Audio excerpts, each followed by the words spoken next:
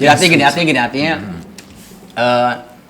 kalau kamu orang beriman, apapun rasanya hidupmu, seharusnya semuanya indah. Ya.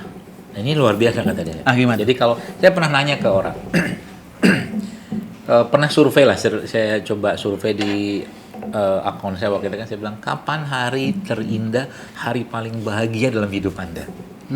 Ada yang jawab waktu saya lulus, waktu saya nikah, waktu saya lahir nggak bisa lah. Waktu saya katakanlah lahir nggak belum merasa masih bayi. Waktu saya apa macam-macam pernah tuh saya tanya itu. Jadi jawabannya kapan? Kapan hari paling bahagia dalam hidupmu? Maka jawabannya saat ini. Saat ini. Kalau ditanya lagi kapan? Saat ini. Besok ditanya saat ini. Saat ini juga. Ya. Jadi kalau bahasanya ada satu lagi nih, kalau beliau ini ngomong siapa? Shigeo Haruyama dikatakan apa? Endorfin itu dia bilang paksaan dari Tuhan untuk membuat manusia itu hidupnya bahagia. Ya Allah. Kata dia begitu. Jadi Allah memaksa, bukan memaksa, Allah memang maunya manusia itu bahagia. Tapi kan gini Ustaz, Allah pasti bukan bahagia itu kan masalahnya begini. Banyak orang memaknai sakit, memaknai ujian, memaknai musibah, apa segala dengan bahasa logikanya dia. Sehingga akhirnya apa? Itu jadi beban. Padahal sabar, terima, ikhlaskan, pasrahkan, serahkan semua sama Allah, damai dia. Maka dia bilang, jika saat ini selalu menjadi saat yang paling bahagia, kita akan bisa berbahagia seumur hidup. Bayang kalau kita semua, masya Allah, saya katakan kalau bisa begini terus itu kan. Tapi caranya gimana? Siapa yang ngasih kebahagiaan itu? Bukan kita. Wa annahu wa adhaka wa abka. Wa annahu wa ahya wa amata kan gitu. Maka yang kasih kebahagiaan itu Allah. Emang kita bisa minta? Nggak bisa. Maka serahkan saja hati sama Allah. Ya Allah, saya pengen bahagia hidupku. Saya pengen hidupku damai, sejahtera, apapun keadaannya akan aku terima. Tapi caranya gimana? Ya kalau bahasa saya itu kita serahin aja yang tempat bahagia itu bersemayam dalam hati dengan cara apa? Ya muqallibal qulub, ya musarrifal qulub. Ini buku ini sebenarnya buku saya beberapa kali lah ini, saya lupa ngitungnya tapi saya kira sekitar mungkin 5 orang. Saya ketemu orang-orang yang usianya tua-tua. Jadi usia hari ini tuh usia segitu agak langka lah, 90 tahun gitu ya. Bahkan lebih, bahkan dia mau menyentuh 100. Terus masih sehat. Bahkan masih jalan sana sini, bahkan ada yang masih ke masjid sholat apa segala macam. Nah, saya berkesempatan ketemu dengan beliau-beliau itu, kemudian selalu saya tanya, apa rahasianya apa biar kami belajar gitu. Gitu. Karena kita ini masya Allah bahagianya ketika Allah berikan usia yang panjang tapi amal yang juga banyak, kan gitu kan. Nah, saya ternyata bisa simpulkan dari semua jawaban yang pernah saya temui yang usia panjang-panjang itu, saya selalu pasti bertanya apa rahasianya. Jawabannya satu aja. Mereka kan tidak sepakat, tapi mereka bisa menjawab sama. Jawabannya adalah urusan dunia itu jangan terlalu jadi beban hidupmu. Ada yang jawabannya apapun tapi bahasanya kurang lebih begitu. Jadi jangan kau jadikan beban, jangan jadi stresmu, jangan kamu berpikir sampai kamu itu salah. Tadi dijalani, diterima, gitu kan? Ini takdir kita hari ini. Nah, adapun untuk menopang itu memang beda-beda SOP-nya. Itu cara-caranya beda. Ada yang saya rajin puasa, gitu. Saya rajin sholat malam. Ada yang saya ini saya isi hari-hari saya jangan sampai kosong. Pokoknya apa saja saya kerjain, tiap hari itu kerjain apa saja gitu. Yang ntar nyapu, ntar bersihin apa, ntar membetulkan pagar, ntar apa gitu lah. Ada yang saya selalu mandi sebelum subuh, ada yang saya tanya itu. Jadi artinya memang kembalinya di hati, jiwa kita itu, masya Allah. Artinya dan Quran sendiri ketika membahas an-nafs, masalah jiwa itu subhanallah, itu bagaimana Quran itu membagi tentang nafs jiwa itu menjadi bagian-bagian yang itu menarik buat kita. Umpamanya ada yang di ayat ketika Allah berfirman tentang an-nafs al-ammarah bis-su' itu. Wa ma ubarri'u nafsi innan nafsa la'ammaratun bisu. Nabi Yusuf itu. Nah, tentang kisah Nabi Yusuf itu. Itu an-nafs al-ammarah.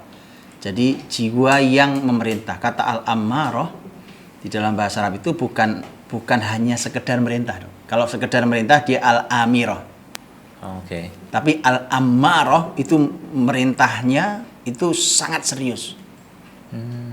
Jadi al-ammarah itu mubalaghah. Jadi merintahnya sangat serius, mungkin maksa, mungkin berkali-kali, pokoknya serius banget. Nah, jiwa itu ada yang memang merintah itu maksa betul untuk kita berbuat jahat. Jadi ada satu perintah yang sifatnya tekanan dari jiwa itu, kamu harus jahat. Kamu harus begini, kamu harus jadi. Kecenderungannya emang Iya begitu. Itu. Tapi itu bahasa Quran adalah jiwa yang memerintah. Okay. Tapi kan gini lah, jiwa itu kan bagaimana kita mendidik kan. Yeah. Kalau mamin mauludin illa yuladu alal fitrah kan artinya setiap kita itu dulu lahir fitrah. Betul. Nah, ketika setiap kita adalah fitrah, kemudian kok tiba-tiba punya jiwa yang al-ammarah bisu kan nggak tiba-tiba dia. Pasti proses di mana kita ini salah dalam membina jiwa. Betul. Akhirnya jadilah jiwa itu yang bukan saja dia pelaku kejahatan, tapi dia sudah yang menyetir kita untuk kita harus berbuat kejahatan. Sampai ada jiwa tuh kayak gitu. Jadi memang nggak bisa, kita nggak bisa. Jadi orang yang jenis begitu itu orang-orang yang memang nggak bisa baik. Artinya memang nggak bisa baik itu maknanya adalah dia sudah membiasakan diri. Apakah dia kemungkinan di kemudian hari bisa baik? Mungkin. Nama hidayah itu kan bisa kapan saja kan gitu kan. Wong sekelas Fir'aun saja ketika Musa alaihissalam dan Harun alaihissalam diperintah Allah untuk menghadap Musa kan kalimatnya wa qula lahu qawlan layyina la'allahu yatadzakkaru aw yakhsha. Dan hei Musa, Harun, bicaralah di depan Fir'aun dengan pembicaraan yang halus. Mudah-mudahan dia masih ingat. Loh, Fir'aun saja masih diharapkan loh. Ya kan? La'allahu yatadzakkar, mudah-mudahan dia masih mau ingat dan mudah-mudahan masih takut. Jadi Fir'aun itu sebenarnya masih diharapkan kembali ke Allah. Harapannya begitu. Allah masih berharap itu gitu. Ya, bahwa kemudian dia akhirnya mati kafir ya itu. Ya, itu pilihan takdir, dia. Ya. Artinya memang ada jiwa yang memang merintah jahat, memang orang jadi jahat. Jadi an-nafs al-ammarah, makanya kisah Nabi Yusuf itu kan. Wa ma ubarri'u nafsi innan nafsa la ammaratun bisu. Jiwa ini betul-betul buruk kepada keburukan. Buruk sekali gitu. Itu kan satu itu, Dok. Ada yang disebut dengan yang disebut sebagai an-nafsul lawwamah. Nafsul lawwamah. Wala uqsimu bin nafsil lawwamah. Bersumpah, Allah bersumpah dengan jiwa yang lawwamah. Itu tafsirnya adalah lawwamah, laum itu artinya menyalahkan. Bahasa kita? Pokoknya menyalahkan, mencacat, menyalahkan itu laum. Tapi lawwamah sama dengan ammarah. Dia bukan sekedar menyalahkan biasa, tapi sangat menyalahkan. Wah, kamu sih begini, pokoknya habis kita disalahkan oleh jiwa kita. Ulama mengatakan yang an-nafs al-lawwamah ini adalah sebenarnya jiwa yang bertaubat. Jadi orang beriman itu kan kalau habis melakukan kesalahan, Dok, itu dia berantem dengan jiwanya tuh. Jiwanya nggak terima. Badanmu ini tidak diciptakan Allah untuk maksiat. Betul. Saya pernah baca penelitian, Dok. Ini yang sini apa nih? Nasiyah nih, Dok. Apa bahasa ini saya nggak tahu. Ubun-ubun nih. Iya. Saya nggak bahasa ilmiah, saya nggak tahu. Ya ubun-ubun lah. Ubun-ubun lah ya. Itu kan bahasa Arabnya nasiyah. Ketika Quran mengatakan nasiyatin kadzibatin khati'ah, kalau di terjemahan bahasa Indonesianya adalah ubun-ubunnya orang yang yang berdusta dan orang yang berbuat salah.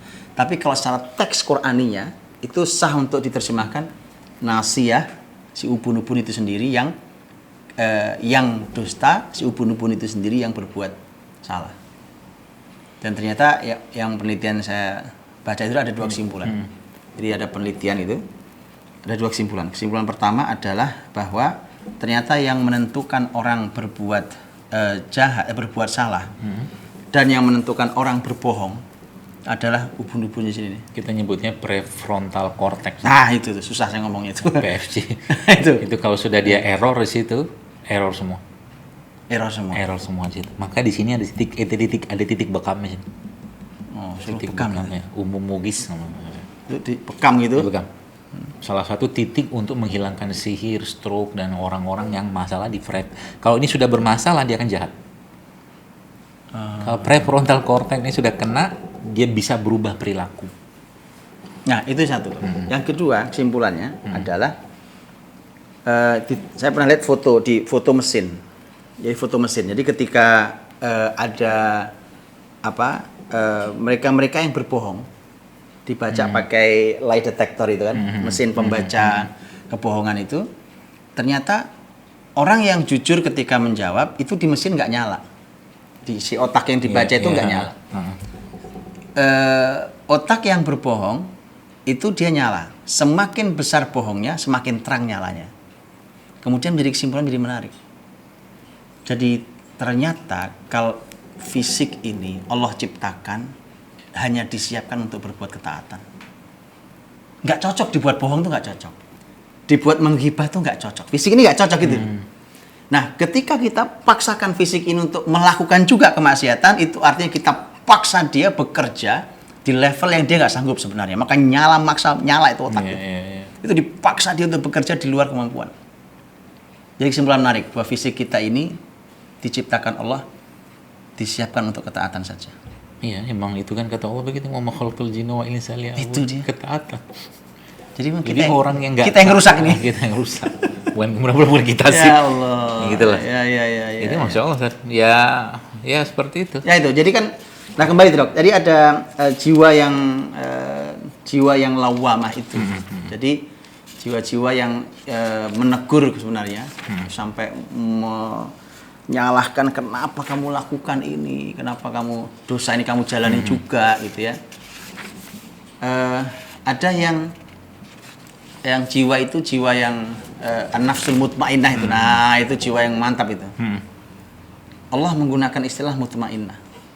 Tenang. Mutmainnah kan tenang. Ya ayyatuhan nafsul mutmainnah. Jadi jiwanya tenang gitu. Nah, gabungan dari tenang itu Dok, hasilnya dua. Irji'i ila rabbiki radiyatan mardiyah. Dapat ridho. Jadi yang pertama adalah jiwanya jiwa yang ridho, kemudian diridhoi Allah.